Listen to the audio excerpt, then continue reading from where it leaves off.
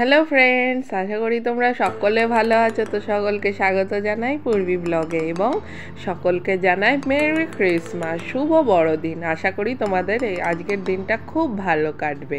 তো আজকে সকালে আমি আর আমার মা গেছিলাম আমাদের কৃষ্ণনগর দোগাছিতে মহামায়া মন্দির। এটা হলো অনেক পুরনো এই মন্দিরটা। তো আজকে সকালে তাই গেছিলাম পুজো দিতে। তো পুজো দেওয়ার উদ্দেশ্যেই গেছিলাম, আর তোমাদের সাথেও শেয়ার করে দিচ্ছি মন্দিরটা। তোমরা চাইলে একবার আসতে পারো। আমার তো খুব ভালো লাগলো জায়গাটা। তো দেখো, তোমাদের সবটাই শেয়ার করছি। আর মন্দিরে ঠাকুর কিন্তু বলতে মা দুর্গা এবং মা কালী রয়েছে সামনে।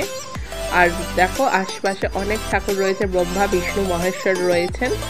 আর হচ্ছে এই দেখো সামনে যে ঘোড়াটা দেখতে পাচ্ছ বড়, এটা নাকি আমি যেটুকু শুনেছি যে মাটির নিচ থেকে নাকি এখানকারই যিনি পুজো করতেন আর কি, উনি নাকি পেয়েছিলেন। এটা আমার শোনা কথা, তাই বললাম, যেটুকু জানি বললাম তোমাদের। তো খুব সুন্দর মন্দিরটা এবং জায়গাটাও খুব সুন্দর। তোমাদের আমি আশপাশটাও ঘুরে দেখাচ্ছি। এই যে ঠাকুরমশাই পুজো করছিলেন। আর দেখো মন্দিরের ওপরেও কিন্তু বিভিন্ন ঠাকুরের মূর্তি আমি দেখতে পেলাম। মন্দিরটা কিন্তু একটা বাড়ির মতন দেখতে, অনেকটা একটা পুরনো যেমন জমিদার বাড়ি হয় সেমনই। তো আশপাশটা তোমাদের ঘুরে দেখাচ্ছি। এ দেখো, এটা মধু বৃন্দাবন লেখা ছিল সামনে। ওই মধু বৃন্দাবনের মধ্যে দেখো পদ্ম ফুল ফুটে রয়েছে। আর এখানে সামনে যতদূর সম্ভব এটা একটা সমাধি ছিল।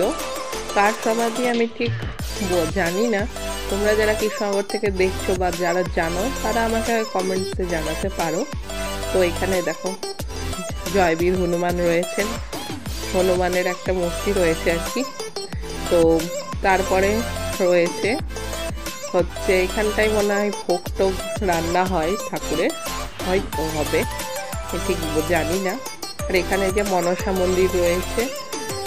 আর এই দেখো ঠাকুর মশাই ভিতরে পুজো করতে বলে আবারও আমি ওই ভিতরে গেছিলাম দেখতে যে ঠাকুর মশাই কীভাবে পুজো করছে।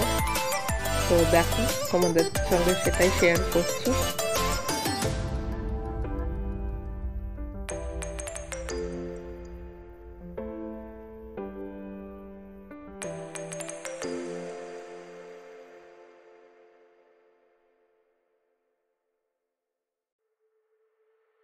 তারপরে এই দেখো মনসা মন্দির।